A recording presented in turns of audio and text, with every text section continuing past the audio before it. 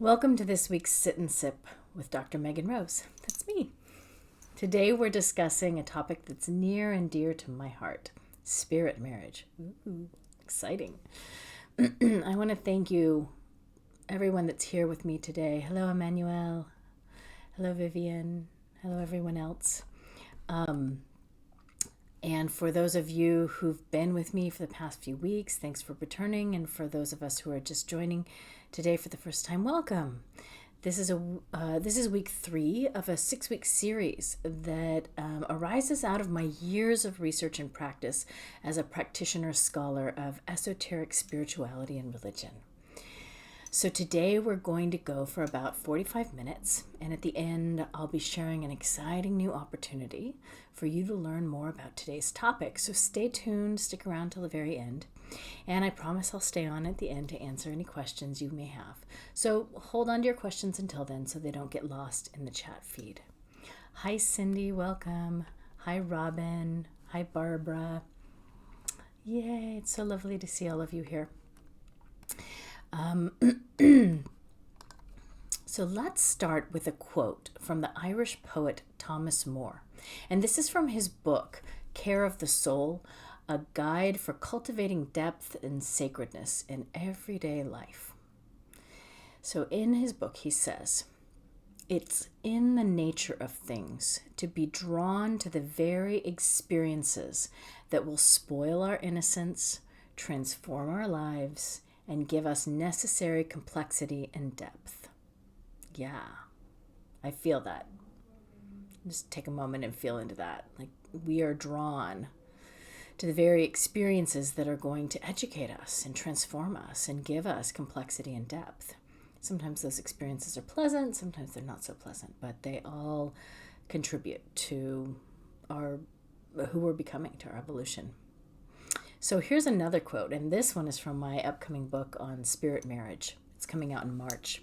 I just handed it in to my publisher today. The final edits are done, and it is on its way to the typesetter, so you can look for it. It's coming out March 22nd. So here's the quote.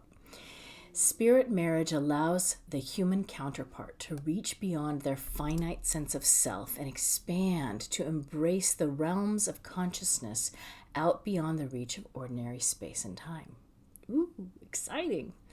So we'll get into this idea a little bit more today, so stay tuned. All right, so for those of you just jumping on now, this is Sit and Sip with Dr. Megan Rose, and this week we're asking and answering the question, what is spirit marriage? So I'm Megan, and I have a doctorate in East-West psychology from the California Institute of Integral Studies and a master's degree in religion and society from the Graduate Theological Union. I'm an initiated ceremonial magician, a Shakta tantric practitioner, and a senior apprentice in fairy seership. I also serve as an ordained interfaith minister and a psychospiritual counselor here in the San Francisco Bay Area and beyond. So today we're diving into one of my favorite topics and something that honestly I've devoted over 20 years of my life to studying, and that is the topic of spirit marriage. But before we go there, let's just recap what we've discussed in our last 2 sit and sips, because each of these chats builds upon the other and they all kind of fill out to create a big picture of this practice. So over the last 2 weeks, we've laid the foundation for today's talk by exploring the ideas of normalizing the paranormal, week 1, and then animism and reenchantment last week. We discussed decolonizing our ways of knowing and constructing knowledge and rethinking our ideas about what's normal versus paranormal. We touched on the idea that paranormal belief and encounters are more widely accepted elsewhere around the globe versus our tendency here in the West to want to prove everything. And that this needing to prove everything is primarily a result of our colonialist, patriarchal, and pretty much elitist mindset that tends to really devalue numinous and embodied ways of knowing. So I want to pause here and say something. I totally believe in education. In fact, I've spent the past 20 years of my life in hundreds of thousands of dollars, to be honest, on my degrees and certifications. But at some point, when you're encountering teachings or reports that devalue or ignore your experiences and perspective, you begin to question the dominant narrative.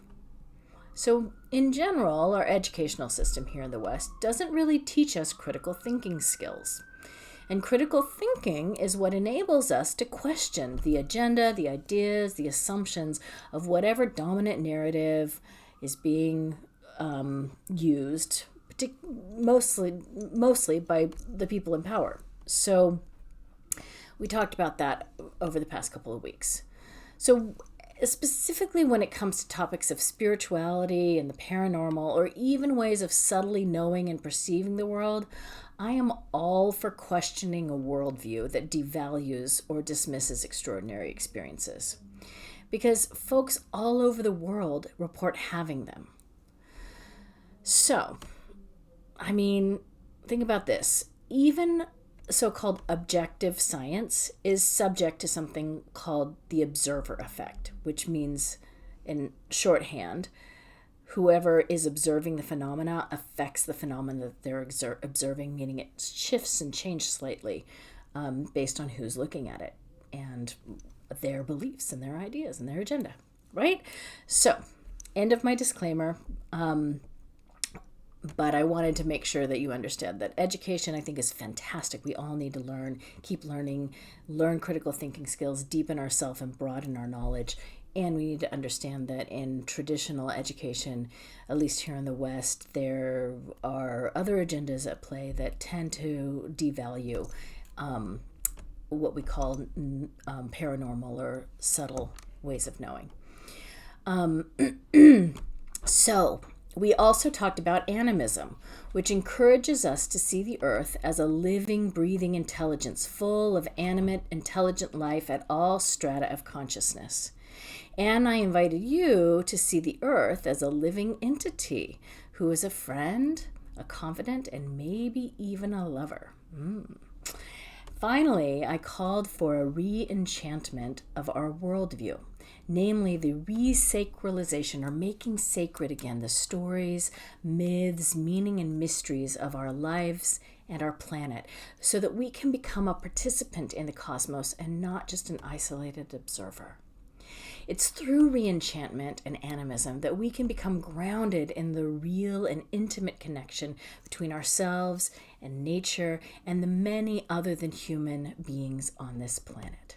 So that's what we've talked about so far these past couple of weeks. And today we're going to dive into a very specific expression of paranormal or subtle spirit contact, and that is spirit marriage. And today's topic might, some of you might find it a little out of the ordinary or maybe even surprising. Like, is this even really a thing? But the topic of spirit marriage, or how humans can enter into bonded, intimate relationships with extraordinary or otherworldly beings, like deities, angels, faeries, elementals, ancestors, and more, really shows up transculturally around the globe. We're going to talk about that in a little bit. But before we go there, I just want to check in. I'm going to check the chat here really quick and see if there's any lingering questions for those of you that have been on the past couple sit and sips. If there's anything that you didn't understand or wanted clarification on. So let me just look through here. Hi, Aaron. Hi, Jonathan. Max, hello. And Len and Deborah. Deborah says, ironically, given how the words are often used, it was a degree in logic and reason or philosophy that really led her to being comfortable with all of this. Yeah, right. Depending on, which philosophical school you're looking at. It actually is a very, there is quite a grounding in logic for paranormal and otherworldly experiences when it really comes down to it. And we'll talk about that actually a little bit more, I think, next week when we talk about science fact versus science fiction. All right. So, as many of you know, I've spent the last 20 plus years really going on 30 years now, researching and practicing the art and practice of intimate bonded relationships with the spirit world, what I call spirit marriage. And this really began out of necessity. I had no clue that this was even a thing. I remember in seminary, this was in the mid-90s, I was at the Graduate Theological Union, and I remember taking a class on heresy. And one of the teachers in the class was talking about this little part in the Genesis account in the scriptures, the Bible, that said, "And the sons of God saw the daughters of men, that they were fair, and they took unto them wives." And it's the rough transliteration of that.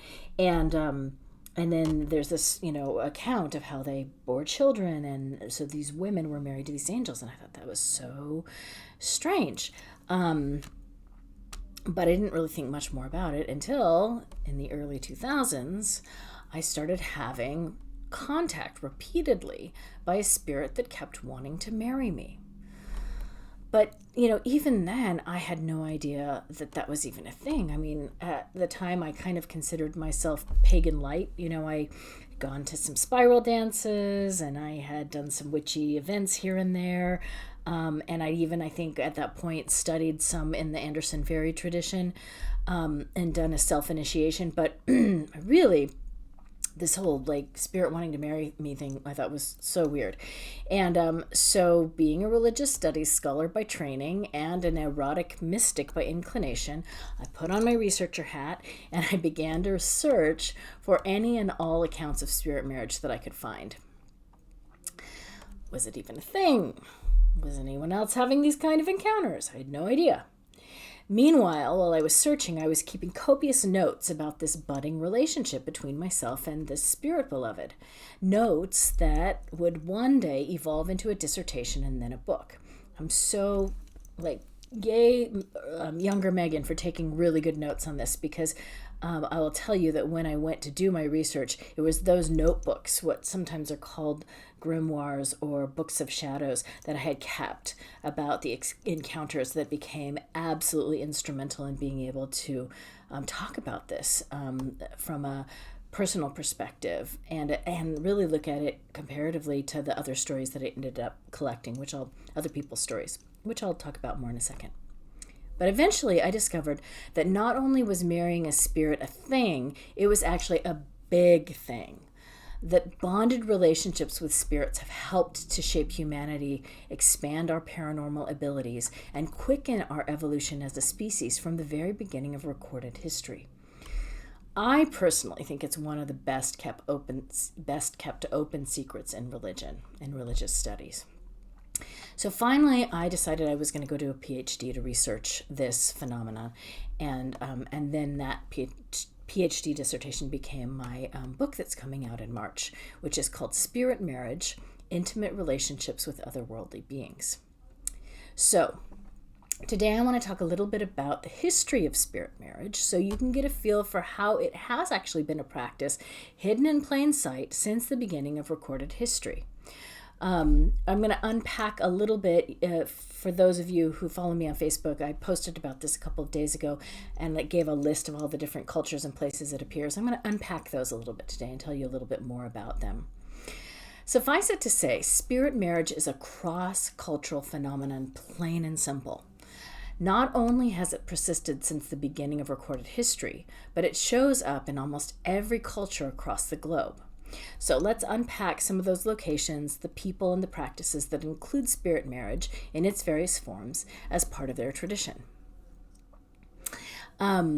So I'm just looking over here in the notes or in the comments because there's already a few of you that are talking about having spirit lovers and spirit spouses, and that's so exciting because I feel like we're really finally reaching a point where we are able to talk about this openly, and where, hopefully the research I've done and that others will do as a result of this will really enable us to come together and know that this isn't some strange, weird, rare thing, that it's been around for, since the beginning of recorded history, I'm sure before that, and that it's still happening today.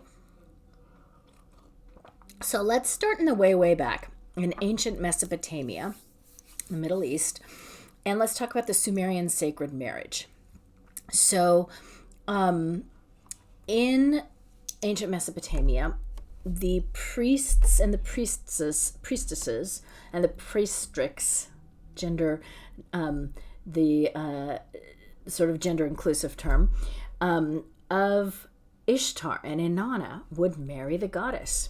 And there was actually a really interesting gender fluidity that happened, where often priests, the Asinu that would marry the goddess Ishtar, would move into this sort of transgendered or gender fluid state, where they would sort of dress in the garb of women, and they would be in this more female identified persona. So that's like the oldest written account that I could find, was ancient Mesopotamia. The second, which some of you may have heard of, is ancient Greece, and that is the idea of the hieros gamos. Marguerite Rigoglioso, who was a teacher of mine at CIIS, talks quite a bit about the cult of divine birth, and there are three phases of the divine birth technology. And I won't go too deeply into it, but the hieros gamos was sometimes seen as a sacred marriage, or it was seen as a sacred marriage, but sometimes it was between the king and the priestess. Sometimes it was between a priestess and the god, or a priest and the goddess. And it was this divine union that conferred power and sovereignty and, as we'll explore later on, extrasensory abilities and capacities on kings and priests and usually the sort of ruling class. You see this also echoed in Ireland. So we have stories in Irish history of the king, the high king, marrying the sovereignty goddess, or the goddess of the land. And from their union, the king was conferred power. Now, traditional scholarship says that these were all symbolic rites. Like there was nothing actually paranormal happening, that it was all just sort of, this sort of sacred sexual ritual that was metaphoric. But what I know from my research and from being a practitioner of sacred sexuality is that oftentimes these rites, these traditions, they're not openly talked about, and they're not shared with the non-initiated, and so they would be talked about in metaphorical language, or what's sometimes called twilight language. So it wouldn't actually be and the actual goddess Ishtar went and married the priest Sinu, and they met every Thursday and had sacred sexual intercourse in their chamber, and yada, yada, yada. They wouldn't necessarily record it like that. Although there are, let's see, I think it was... I'm not going to remember the scholar right now. Sorry. There are some recordings or some dates that talk about some scholars. Excuse me. You know what? I'm just going to get this is my dissertation right here. I'm just going to look it up right here because I've got it right here.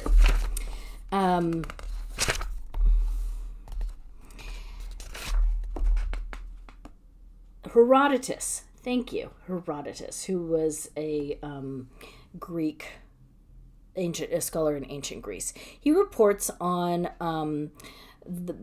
that Bel, a Babylonian deity akin to Zeus, chooses a Chaldean woman to spend the night with him in his temple, presumably so that they can have sexual intercourse.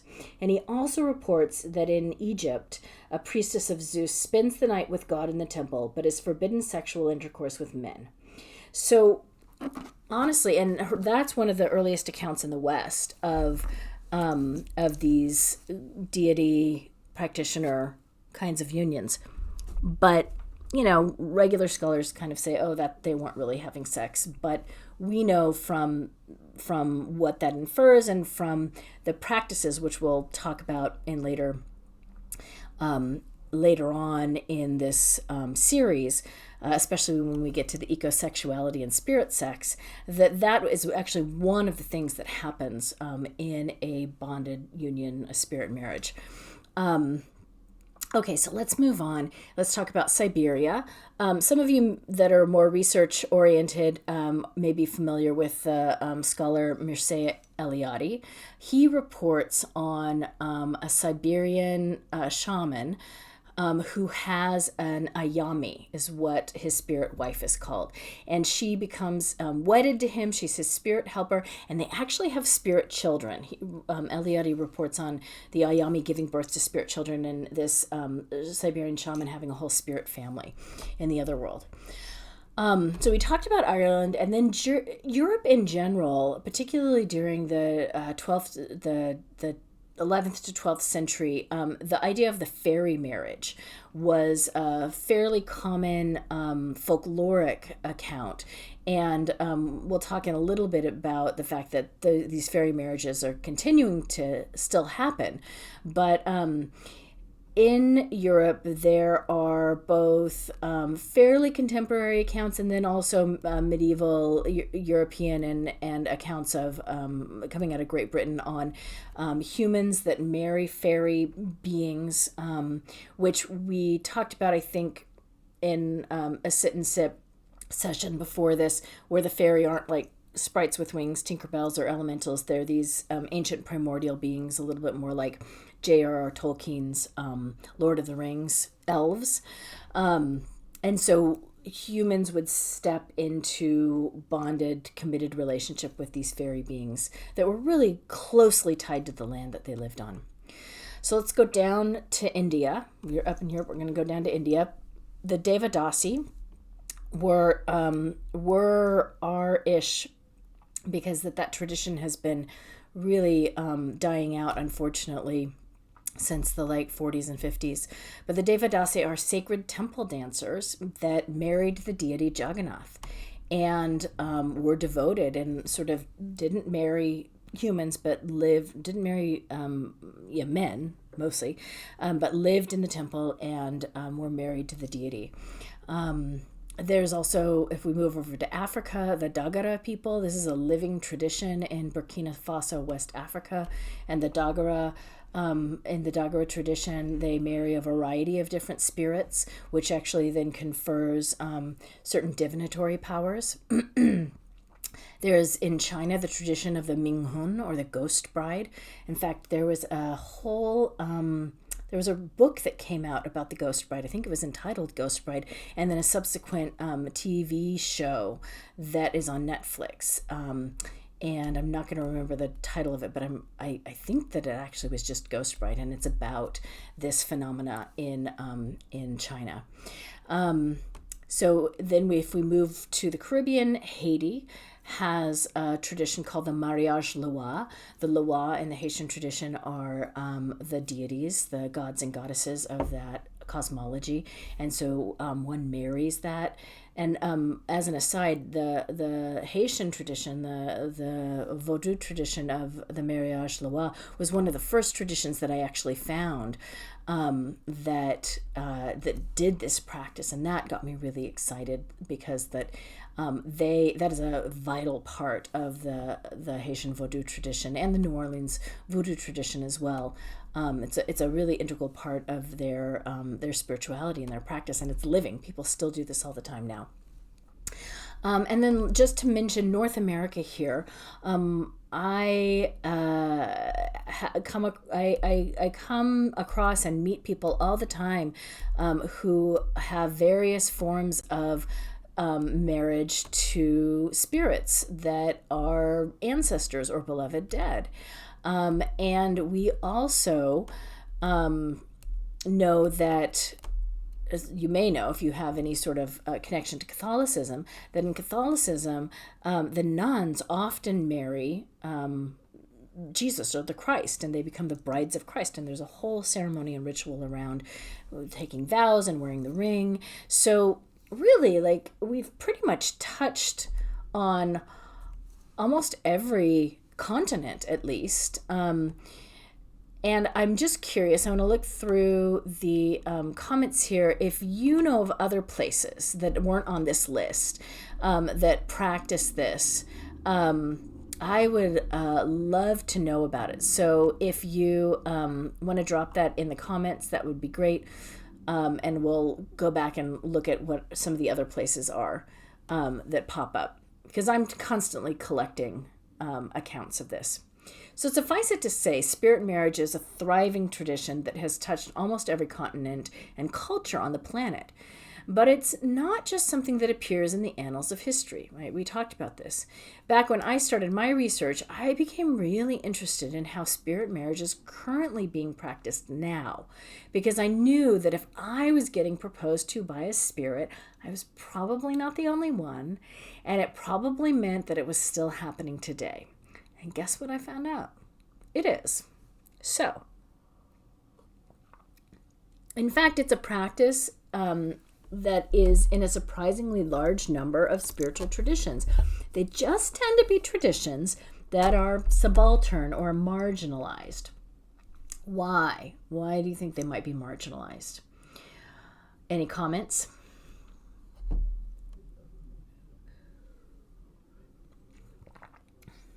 I'm just looking at Robin's comment. Does off-planet count as another place where it is practiced? I mean, I know of people that are married to non-terrestrial or have bonded relationships with non-terrestrial beings.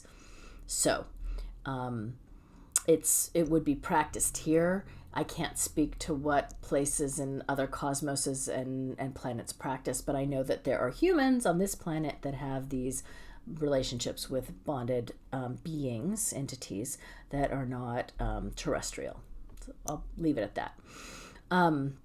Let's go back to this question of why do we think spirit marriage might be kind of like hidden or marginalized? I think it's because marriage to a spirit gives us autonomy and spiritual sovereignty that most mainstream religions find a little threatening. And I can totally relate to that. In fact, it was from my Pentecostal days of being constantly filled with the Holy Spirit that I learned that having an indwelled or co-walking spirit as a primary relationship in my life can really take control out of the hands of the so-called religious authorities. Because religious rules are made by and for humans, and they don't really apply to the spirits. Spirits kind of do what they want. And when your primary relationship is a direct relationship to the spirit, whatever spirit you're working with, then you're working and beholden to sort of to that dynamic. And I don't mean beholden as in like they're your master and you're a slave. I mean that you are in a relationship, and to be in integrity with that relationship, you need to be in integrity with the communication and the information you're getting from that spirit, which sometimes bucks the system. Oftentimes it bucks the system. So that's kind of why I think, stepping onto the path of spirit marriage makes you a little bit of a rebel, or maybe a lot of a rebel, and definitely a maverick, because you're listening to your own internal guidance. And what I should say is, when you're in a bonded relationship with a being, remember we talked a couple sessions ago about beings or persons, not just being defined by, flesh and blood, meat suits, but by a person is, the Ojibwe concept of person is anything you can have a relationship with. So if you're having a relationship with an extraordinary being, it's a relationship that you would tend and cultivate like any other relationship in your life, be it an embodied person or not. And you are in integrity with that relationship to the degree that you cultivate it and you listen and pay attention, and all the things that you would do for a regular human relationship. So when I began my research back in 2014, when I began writing the dissertation, I did end up finding 9 other spirit marriage practitioners in 7 different traditions. And they were folks who were, thank the goddess, thank the gods, that they were willing to go on the record and talk to me about their spirit marriage. Now, interestingly, most of these folks that I ended up finding were already what we would call a priest or a priestess. They were a spiritual leader in their tradition. And the traditions, or the folks that I talked to, were a fairy seer from the folkloric fairy faith tradition, a Shakta tantric from the North India, Nepal, Tibetan tradition, a West African shrine keeper in the Dagara tradition we talked about a moment ago in Burkina Faso, West Africa, a New Orleans voodoo mambo, a ceremonial magician, an eclectic witch who calls herself a witch doctor, and 3 are Haitian Vodou practitioners. So it's quite a sampling of different traditions, I must say. And then I've learned of other folks who are married to spirits in the heathen tradition or the Norse tradition, as well as many who fall outside of the category of any tradition. And these folks are often married to spirits of the beloved and the exalted dead, like I mentioned before.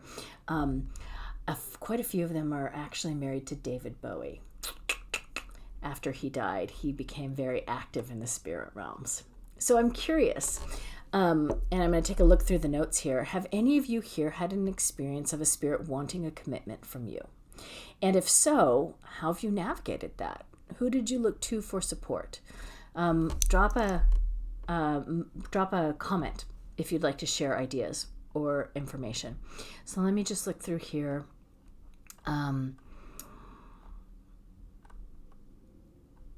So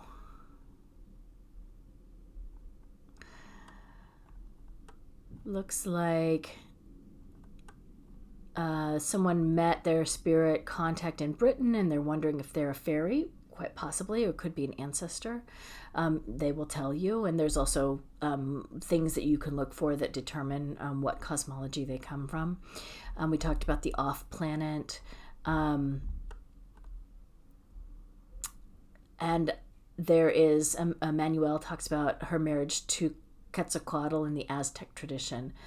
And here's a question. Can spirit marriage include living humans with historical karma engaging in astral loving sexual relationships? Living humans with historical karma engaging in astral loving sexual relationships.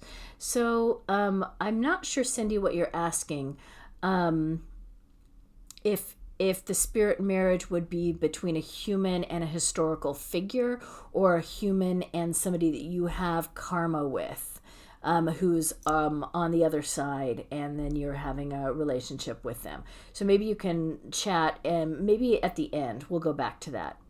Robin says she had a spirit contact her 2 years ago, and she asked to marry him after about 6 months. Yeah, but she's gone it alone. All right. Yeah, unfortunately, most of us have had to go it alone. I mean, honestly, that's why I did this research, because I figured I probably wasn't the only one. And then as I started digging, I discovered that I wasn't.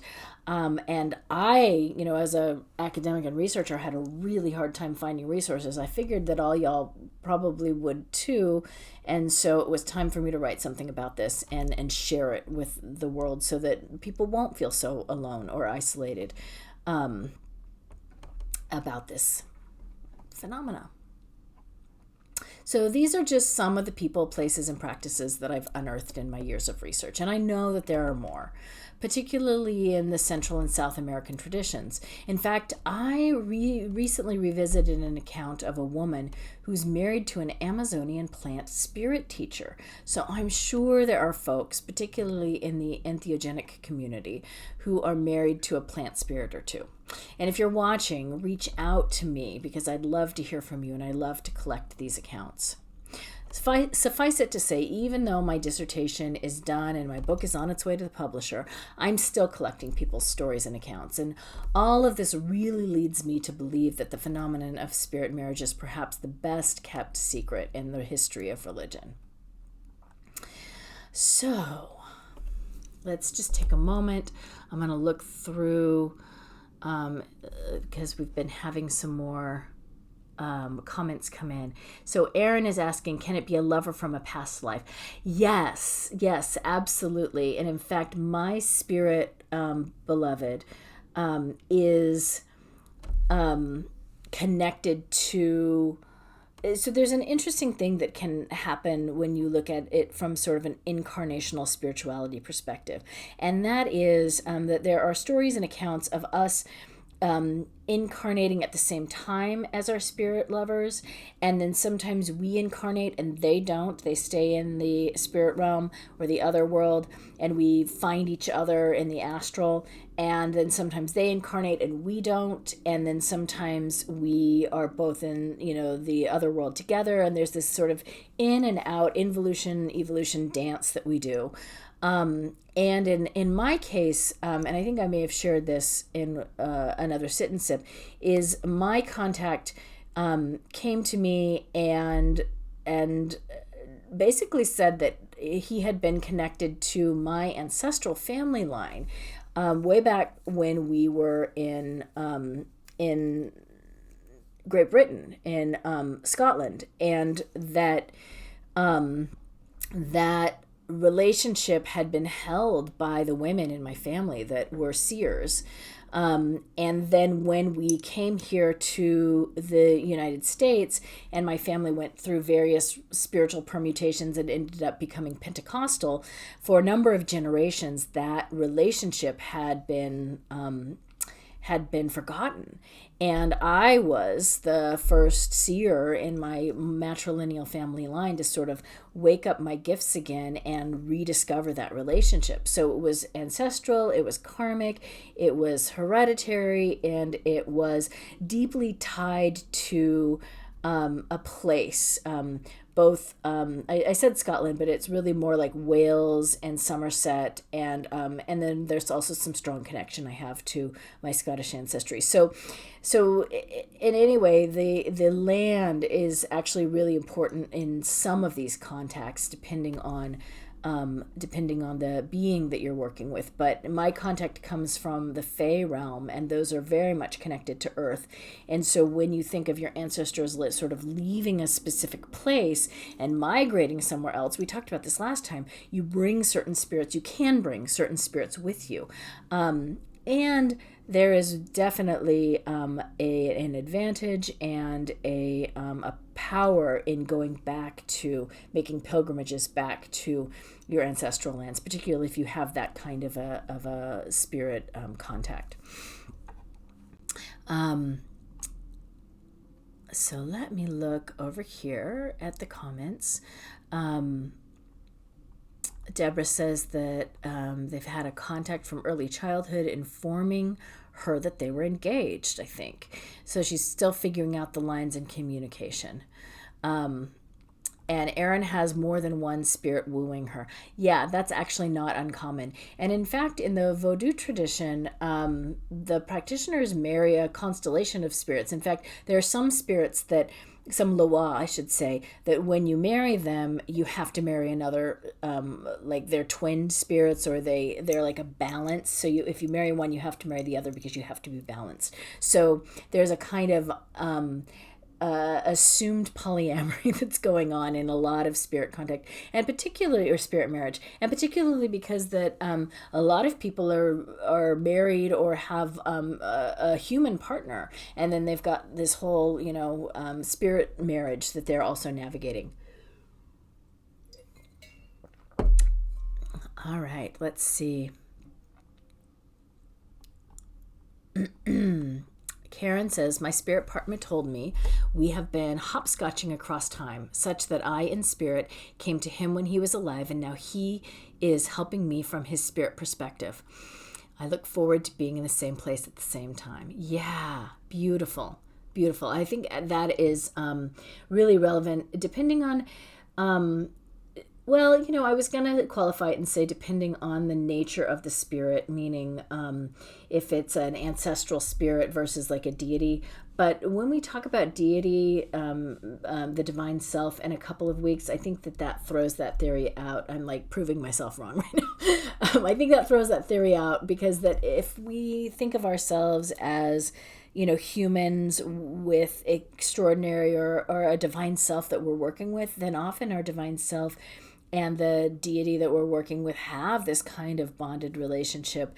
and we become sort of an incarnational fractal of that divine self, and that may still be connected to the consort or the partner of the deity, and it all gets sort of like woo, wacky and wild after a while, trying to trace all of this lifetime after lifetime.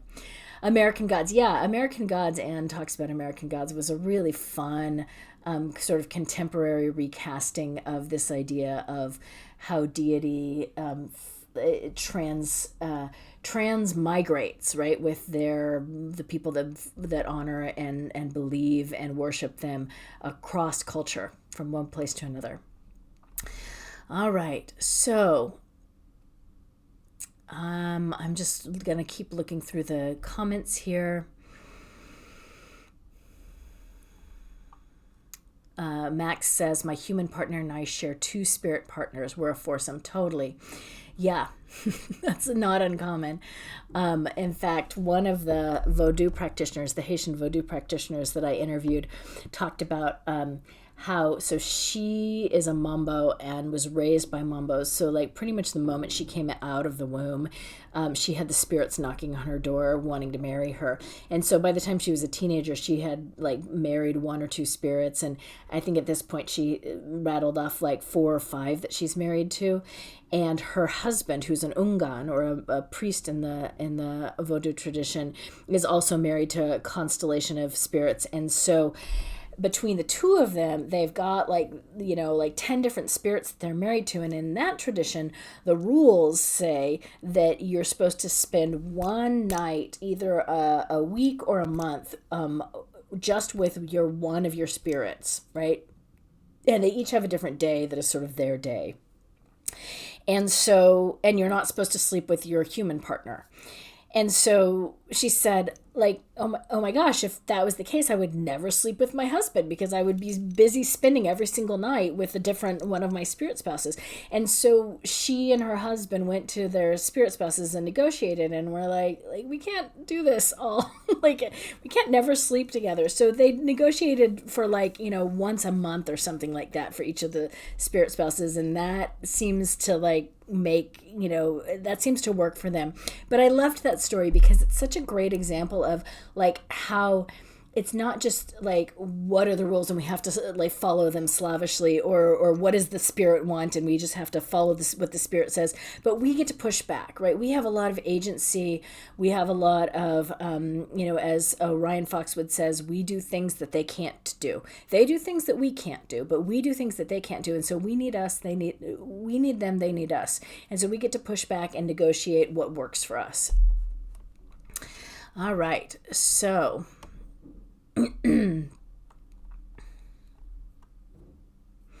yeah, so Karen's saying that Ashura said that that the situation that exists between them is she's actually a manifestation of her in some way. That totally makes sense, because I think often, and this was in the case with the Shakta Tantric that I interviewed, she is married to Kali, but Kali is also her divine self, or her Ishta Devi. So there's this like wibbly wobbly fluidity that's there that I think is really exciting, because I think it really underscores just the fluidity of gender and identity that we're finally starting to recognize and celebrate culturally.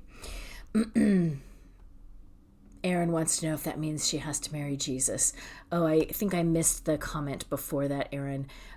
Maybe you can post that again so I can see about marrying Jesus. I mean, marrying Jesus is something that, like I talked about, the nuns do. And as Max says, you never have to marry anybody. Just because they propose doesn't mean you have to say yes. I mean, that's the big thing. Like, if some rando came up to you and was like, I want to marry you, you wouldn't be like, okay. I would hope that you wouldn't be like, okay. I would hope that you would be like, well, who are you? And maybe I want to get to know you, but maybe I don't, because you're like really hot to marry me. And what does that even say about you? I mean, I think it's a little bit different for the spirits, but you get the gist of what I'm saying. Okay, so I'm just realizing we're at 5:45, so we're going to wrap this up here. I want you all to feel really supported and grounded and safe and really sane in these paranormal and otherworldly experiences, especially if you're interested in an intimate and bonded relationship with the spirit. So next week, drumroll, I'm going to be opening the doors to my first ever online course on spirit marriage. Hooray! So this course is going to be an opportunity for you to get never before released information on spirit marriage, drawn from all of my years of research and practice, and content, sneak peek content, early content from my book, which isn't coming out till March, and some great one-on-one and community support in your practice and inquiry as you're cultivating and developing and growing your spirit marriage. So it's going to be a 6-week course that starts in October, and it will help you build a strong foundation with an extraordinary being, perhaps even your divine self, which we'll talk more about in 2 weeks. So if you don't have a spirit ringing your doorbell wanting to marry you, don't worry, you can still benefit from the course because we all have a divine self that we can connect to. And it's really perfect for folks. The course is going to be really good for folks who are just starting to investigate this type of relationship. So if you're just in sort of the early stages, but it's also going to be really good for folks who have an existing spirit marriage, because it's going to help you ground your experience and put it in the context of a supportive and uplifting community. So when the course opens next week, you'll need to apply for entrance into it. So there's an application process. And I am going to put a limit on the number of class slots available, because I really want to keep the course intimate so that we can really create a safe and deep container with each other. But I told you that there was a special something at the end.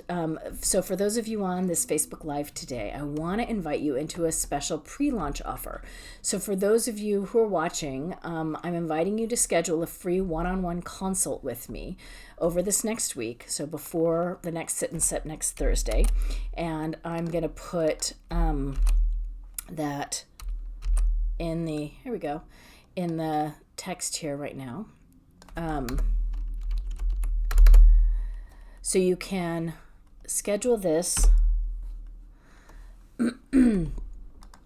consult with me and bypass the application process. So that's the big thing. If you want to come do a free 30-minute consult with me, then you don't have to go through the application process. So, I do have a limited number of consults available. So this next week, just time-wise. So if you think you might want to take this this course in the fall, grab a spot now. And you can also get a sneak peek into the course content on the link that I just put in there. And there's a button at the bottom of the page that says request a free consult. And in general, the consult is really your time to talk about whatever you want to talk about. I will explain a little bit more about the course. And if you feel like that's a good fit, then, you can enroll right then and there. But really the consults are just an opportunity for you to be seen and validated by somebody who's done a lot of the research and gone ahead. And sometimes that's all it takes, is just having somebody to validate and to listen. So we'll take a few minutes and discuss the course and if it'd be a good fit for you.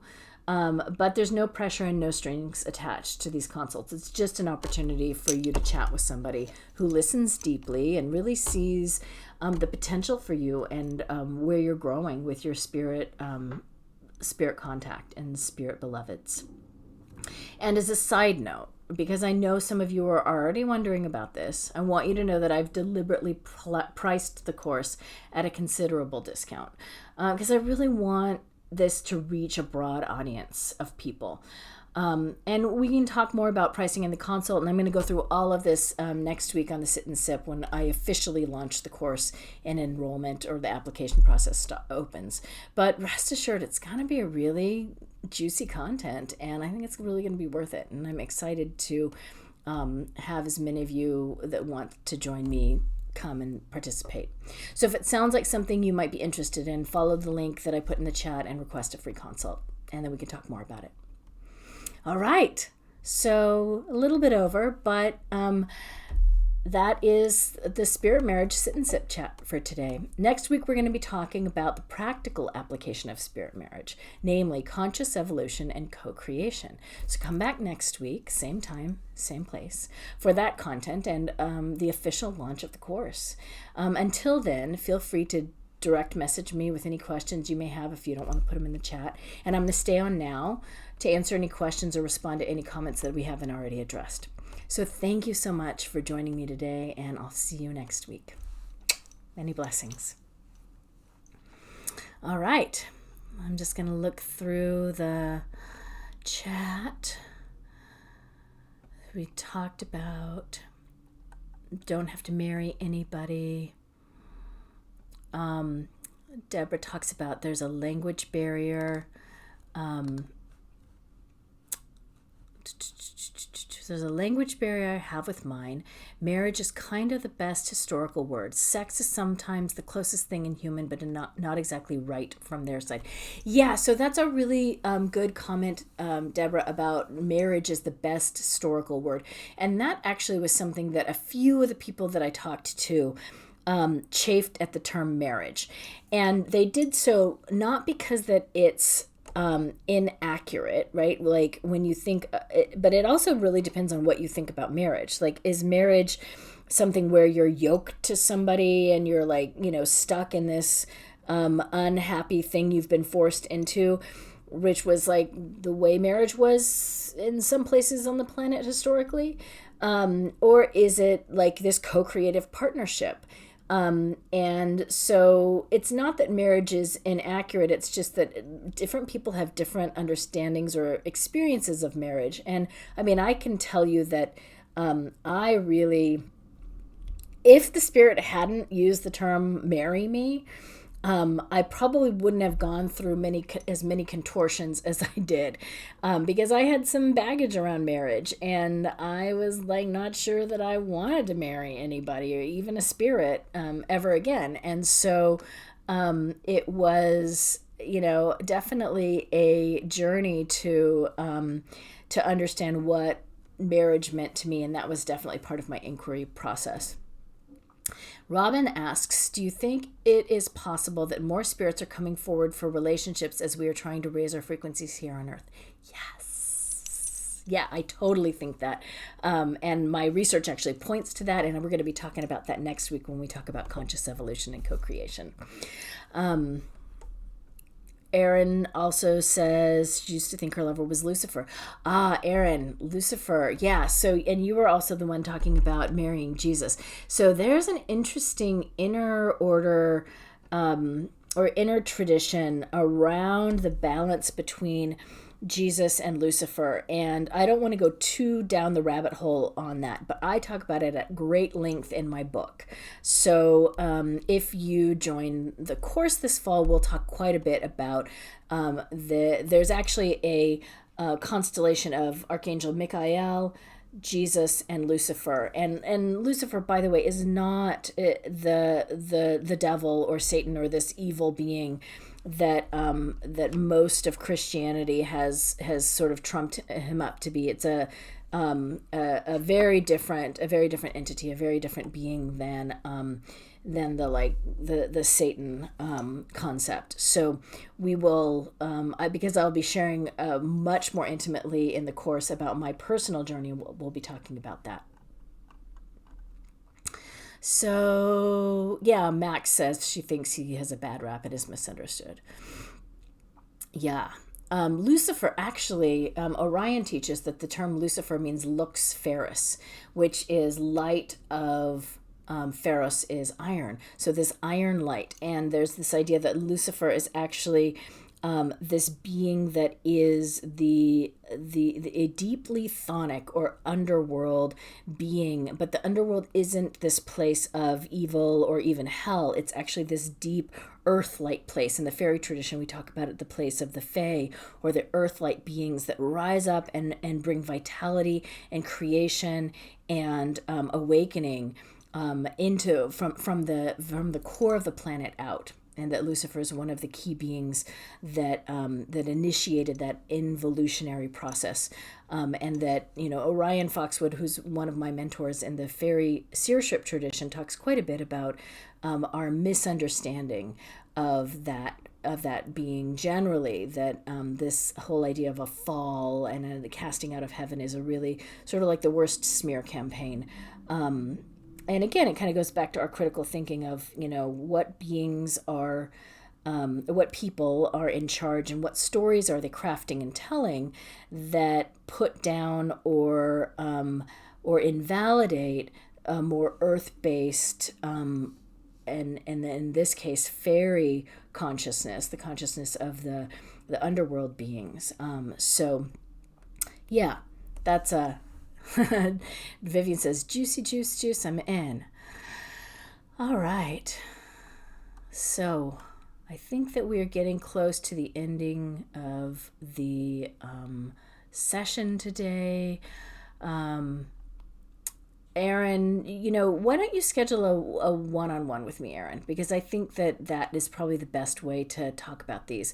The experience that I had with my fairy contact was that they were originally a being that came wanting to marry me, and then sometimes they would show up as two beings, like twins, one with a light face and one with a dark face, and then it was sort of this Jesus-Lucifer combination. So it sounds like you've got some really similar contact signatures going on to what I had. So it would probably be good for us to even, just have a little chat.